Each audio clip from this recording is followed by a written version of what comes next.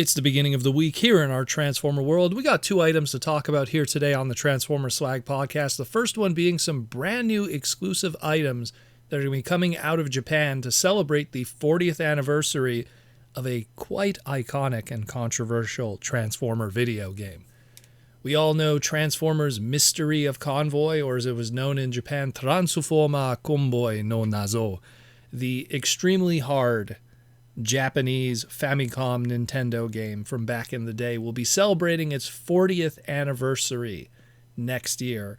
And the Japanese clothing brand, which focuses mostly on gamer culture, of Games Glorious, they're going to be collaborating with Takara Tomy to celebrate the 40th anniversary of Transformers Mystery of Convoy with an extensive line of shirts, jackets, hats, socks, pins, you name it, they're going to be doing it. Now, Games Glorious will be having a booth at the upcoming Tokyo Toy and Game Show this September 25th, 2025, so just this weekend coming up. And at their booth, they're going to be having an early limited stock pre-sale of select items from this collection. So if you will be there this weekend, you will have an opportunity to pick up for 4,500 yen. You'll be able to get the enemy bullets that blend into the background and create invisible fear shirt. That's a mouthful.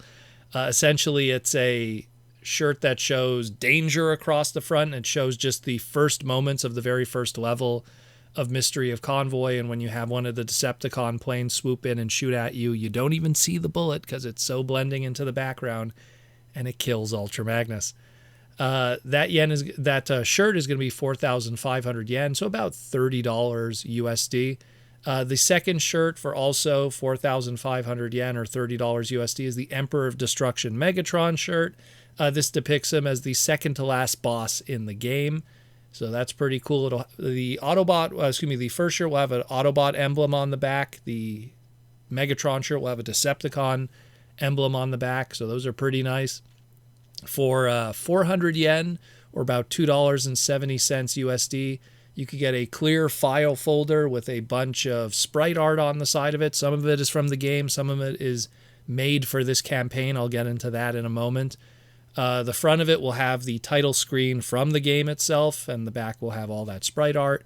Very, very cool. It's a very common thing that they do. Always do these clear file folder things with these campaigns with Transformers. I have a bunch of them throughout the years of all different kinds, going all the way back to Armada.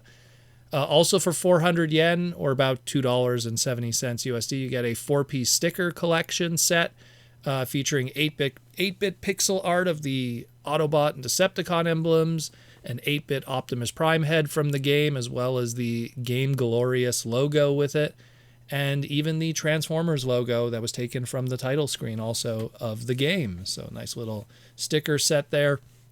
And lastly, available at their booth, and what I want the mostly of all of it, my goodness, this is cool, they have Mystery of Convoy pixel art acrylic mascot figures, as they list them here.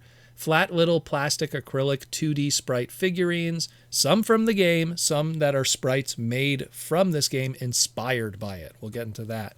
So for 500 yen each one, or about $3.40 USD, you get a choice of Convoy, aka Optimus Prime, Ultra Magnus, Rodimus Convoy, aka Rodimus Prime, Bumble, aka Bumblebee, Megatron, Starscream, or Soundwave.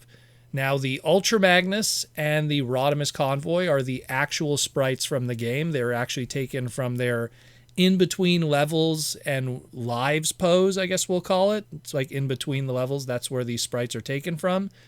Optimus Prime, Bumblebee, Starscream, and Megatron all have small roles in the game itself, and Soundwave never appeared in the game at all.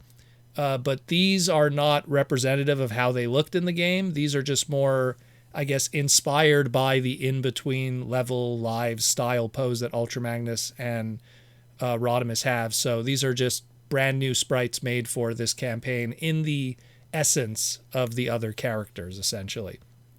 Now, after September 25th and this early sale is over, a few months after that, in late December, early 2026, at their flagship store, the Thunderbox in Japan, They will have all these items available for the public, as well as a bunch of other new items, such as jackets, sweaters, socks, backpacks, keychains, and a limited run of special edition hats. The hats will be 6,000 yen each, or about $40 USD, in a red or black trim with Ultra Magnus' Sprite on the side, as well as a pin set for 1,200 USD, or $8.10. There's no picture provided for the pin set just yet. Hope it's not Rodimus related.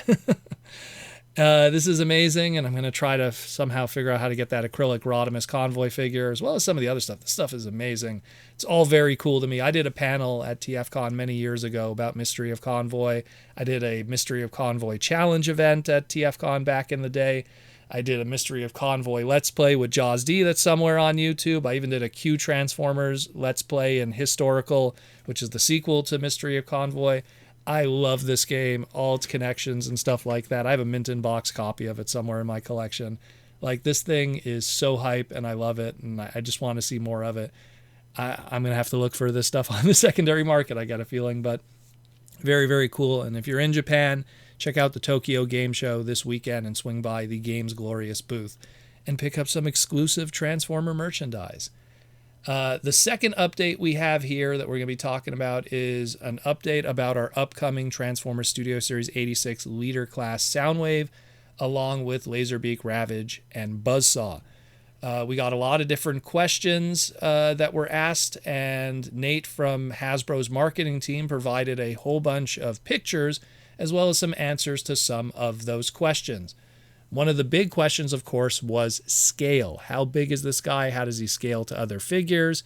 You know, Mark and Evan have said many times in the past, over the past couple of years, that they wanted to do a new Soundwave to just have something scale with their Kingdom later Studio Series 86 blaster mold that they did. And now we got that. And so Nate provided some photos of Soundwave next to Studio Series 86 Leader Megatron, but more importantly, next to Studio Series 86, aka Kingdom Blaster, and how that scales. And while with the Megatron, you could argue that he's a little, short next to the Megatron, he is shoulder to shoulder perfect with Blaster, which is the more important one in my opinion. So that looks really, really good. Love the photos there. Fans also asked Nate if older generation style classic cassettes will fit inside Studio Series 86 Soundwave's chest, and he said that he has Studio Series 86 Rumble on hand for standby to test, and he fits perfectly fine in Studio Series 86 Soundwave's chest. So Rumble more or less is also the same dimensions as a lot of the Siege and Earthrise molds, so those are all comparable, so he is backwards compatible for at least that era of past cassettes, like Siege and above, I guess we'll call it. You can't go too far back. Masterpiece won't fit in there. The Universe 2008 Ravage won't fit in there. G1, of course, which is the same size as that Ravage, will not fit in there, any of those early G1 ones. So it's essentially just Siege and up. Those designs will fit in Soundwave's chest. He also provided some other photos sharing different close-ups of Soundwave with his weapons, different shots of Laserbeak, Ravage, and Buzzsaw, and just showing, how tall this figure actually is, because he actually puts a tape measure next to it so you could get the exact measurements of how tall Soundwave actually is. So very good on Nate, going the extra mile to give everyone all the information details they need on this much anticipated item. Again, it's still too early to talk about repaints for Soundwave, whether it be a toy accurate color version, premium finish, shattered glass. I know Kaylee on Twitter posted a nice digibash of the Transformers Headmasters 1987 Sound Blaster black repaint redeco. So that'll kind of give you an idea of what that might look like on that mold. Maybe another excuse also to give us a Ratback, Rumble, and Frenzy with that Sound Blaster someday in the future.